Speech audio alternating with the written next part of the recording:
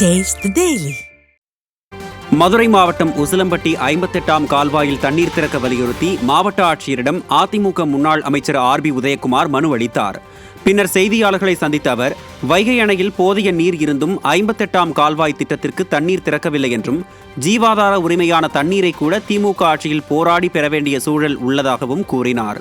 மேலும் அதிமுகவுக்கு உயிர் கொடுப்பதற்காக கடுமையான சவால்களுக்கிடையே மக்களுக்காக கழக பொதுச் செயலாளர் எடப்பாடி கே பழனிசாமி மக்களை காப்போம் தமிழகத்தை மீட்போம் எழுச்சி பயணத்தை மேற்கொண்டு வருவதாகவும் முன்னாள் அமைச்சர் ஆர்பி உதயகுமார் தெரிவித்தார்.